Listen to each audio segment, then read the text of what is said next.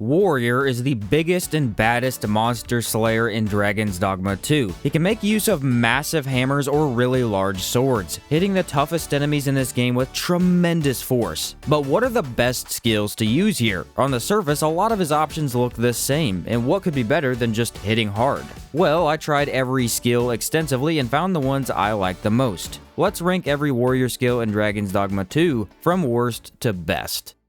Catapult launch is our first skill for a warrior, and it is virtually worthless. You duck down with your arm held ready. Pawns will do their best to get near you where they can be thrown up into the air. The idea is to get someone onto a large monster without needing to have this long climb up, wasting lots of stamina. If you are using the launch, then pawns very often jump up grabbing nothing, or they might have issues getting to you in the first place, which leaves you there doing nothing. Ideally, you're going to have a pawn run this so they can throw you at the enemy. Specifically good for Cyclopses, as they're probably the tallest creature. Problem is, a pawn with this spams it every 3 seconds, and it gets very annoying. Also, almost every monster in the game has their head close to the ground enough just to jump and grab it. You only gain an advantage against the easiest monster type, and even then, it doesn't feel worth it unless you're role-playing.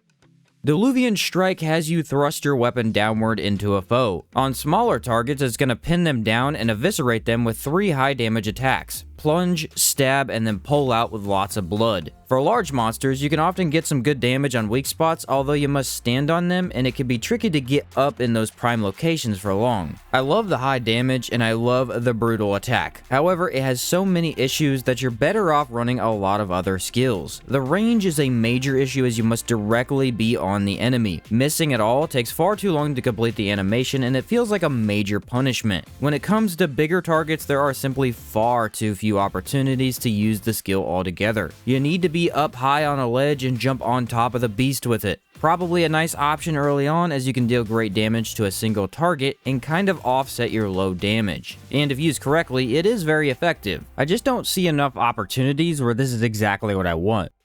Roar is quite literally a roar. Your character bellows out a loud shout that attracts the attention of almost every target you can see. If you activate the shout twice in quick succession, it does 2 swings to the right and bellows out again, really attracting enemy attention even more than the first. This is entirely to get enemies focused on you. Considering you are the tank of the party, it gives your pawns a chance to fulfill their roles in the fight. The cool thing is that Warrior actually fights well with a skill like this. Since all your attacks are very slow and take time to charge, you'll get very annoyed if enemies back up and leave for another party member at the last second. Roar can ensure that your next attack always lands, which will often result in a kill or at least massive stagger. Roar does not seem necessary a lot of times, making it tough to consider using. But in certain situations, like when you're running with a lot of magic users for pawns, it might be your most important tool for controlling crowds.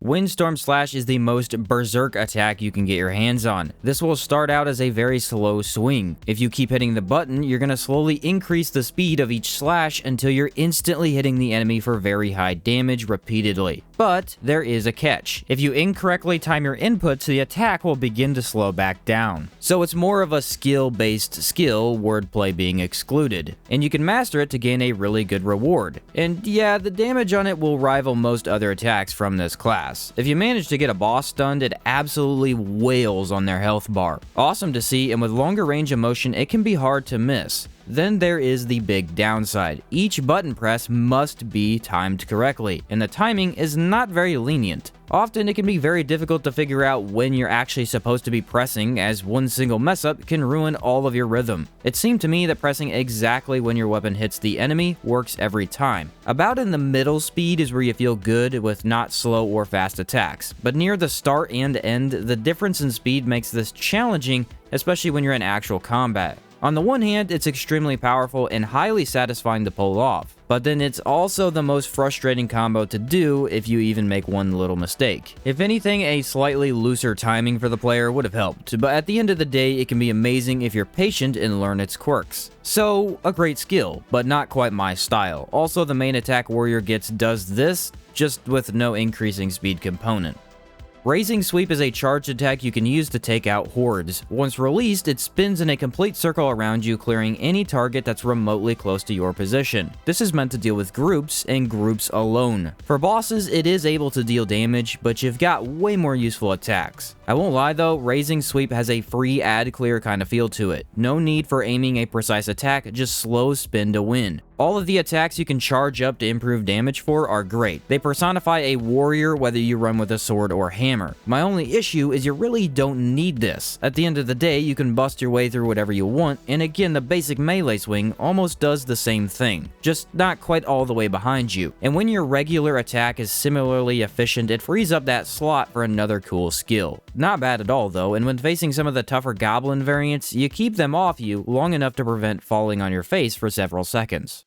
Mountain Breaker is a charged up thrust that heads upward in a forward direction. Basically, you spear out at a 45-degree angle with tremendous force, reaching very high spots that often connect with weak spots with ease. Mountain Breaker does have a sort of gimmick to it that can make you love it or hate it, and the gimmick is that this is not a high damage skill. At times, it can hit hard when connecting well, but the damage will never exceed other skills. Instead, this is one of the highest forms of stagger in the game, to the point where one single thrust can knock a griffin backwards, and just 2 lands them prone. Now, I found it was very inconsistent on most other monsters though. For say minotaurs, ogres, and cyclopses, it works well and could keep the beasts from getting any good blows in. But for some reason, it just did nothing to dragons. I really could not figure this one out. You can hit both the head and the heart pretty easily, and you see the massive hits connecting, but it just never staggered either of the dragons I fought, which really made the fights take way longer than necessary. What I think is happening is that Mountain Breaker has a much more specific attack point, and on dragons it usually hits their legs instead of the actual vital spots, even though that's where you're aiming, which really is an issue. Mountain Breaker feels like it has far less control than you want. It loves to have a little bit of tracking, so in theory this should help you out, but half the time it would track onto a spot it won't reach doing nothing, or track just enough off the vitals. Hence why the prime target is griffins and cyclopses. Both monsters are massive targets to hit that take good damage anywhere you hit them. Mountain Breaker is never a bad option to take for its large vertical attacks, but it is a bit less effective than Heavenward Sunder and can underperform in damage more often than you would like.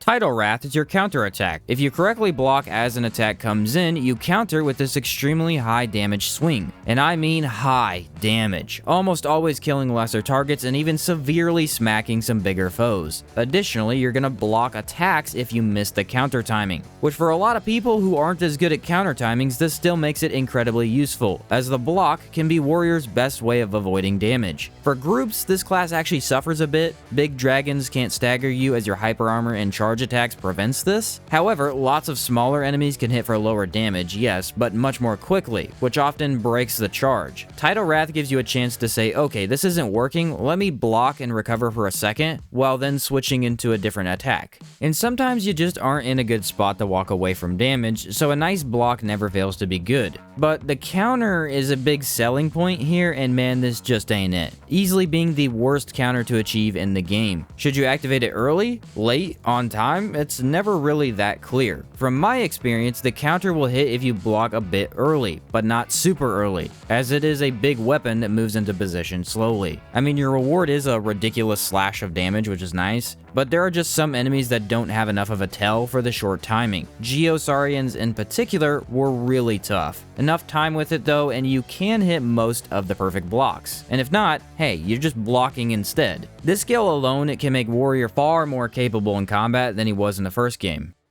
Arc of Might is the master skill for the Warrior vocation. It is probably the most hard-hitting attack in the game, boasting absurd damage and stagger. You charge up for quite some time and then unleash 2 devastating swings. One horizontal that moves into a vertical slice downward. You're gonna deal some crazy amounts of damage with this skill no matter what weapon you're using or what monster you're facing. It feels awesome to pull off and never fails to create epic moments for your party. This all comes with some pretty hefty downsides though. First off, the attack charges for a long time. You need to have good placement near a monster or else they're going to move far away from you every single time. And once the attack actually goes off, your entire stamina bar is completely drained no matter how much you have before activation, meaning you are vulnerable during and after the attack, which is not ideal at all. Thankfully, there are 2 solutions to this. Number 1 is to use the skill as a finisher. If a dragon gets downed by your stagger attacks, you can then charge this on his heart for often 2 or 3 full health bars to be deleted, keeping you safer during the charge and giving just a bit more time for pawns to get your stamina regenning again. Or you can cook food. As it turns out, eating meat at a campfire grants you buffs for that day. One of these buffs is an increase to stamina amount. This amount of stamina is for some reason not consumed when using Arc of Might, letting you still move around after the attack. Not really always a perfect solution, as it seems to still get used if you have just a little bit of stamina at the time, but it can be a lifesaver. Oh, and I almost forgot mages can grant infinite stamina as well with their master skill. That's a must-have. Arc of Might, when correctly used, decimates any enemy and creates some of the coolest moments possible, but it really didn't need to consume all your stamina while also taking so long to activate. A very strong option that you don't need, but will likely want for the fun of it.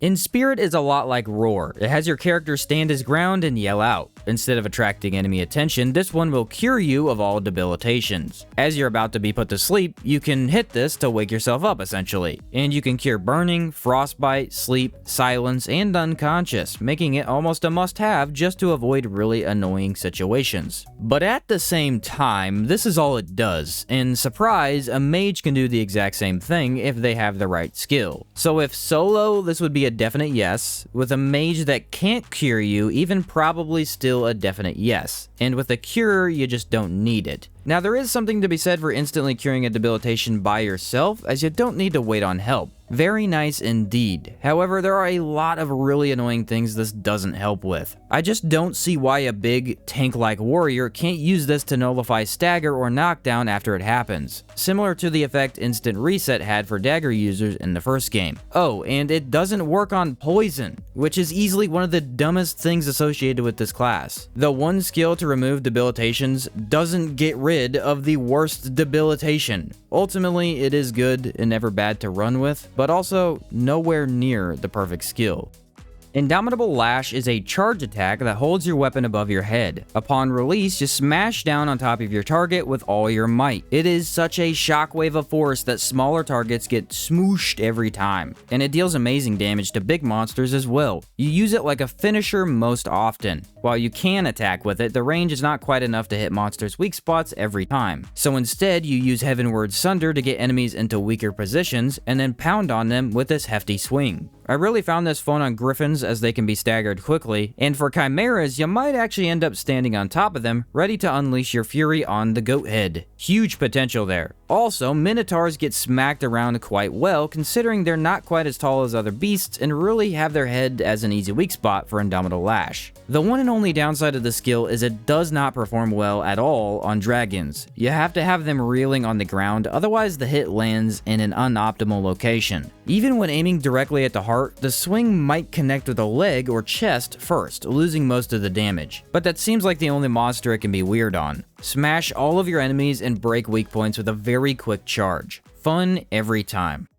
Ravening Lunge is the most unique ability warriors have. This has you charge forward, weapon ready to spear enemies. Once you connect with a smaller foe, it kebabs them onto the weapon, letting you travel around dealing damage repeatedly. Run into a wall and you smash them off with 2 powerful hits. Makes no sense when using a hammer, although it is arguably funnier that way. And it is the most effective way to deal with any basic enemy. Goblins, dogs, saurians, bandits, harpies, at times, all of this stuff is singled out and annihilated. And I found that when using a lightning enchant on your weapon, it will hit so many times that you stagger the enemy, and then also apply the stun to them as well, making them dazed after the attack. Plus, there's a huge advantage in this attack's speed. It can be used to get far away from larger groups that are overwhelming you, or you can simply use it for faster travel. The minimal stamina usage allows you to gain tremendous speed and sprint around the desert, getting to locations way faster and even avoiding fights if you really want to do that. You should never ever play warrior without this skill. It provides a lot of damage, yes, but utility to your build as well. Warrior has huge damage, but lacks mobility and speed. Ravening Lunge is the one and only fix to that problem, and in some weird way manages to be a top tier option for harpies when timed correctly. Also, you can spear enemies and throw them into the water, making it great for low level when you don't have the power to necessarily take certain targets down. Always use Ravening Lunge, and warrior builds can be taken to a completely different level.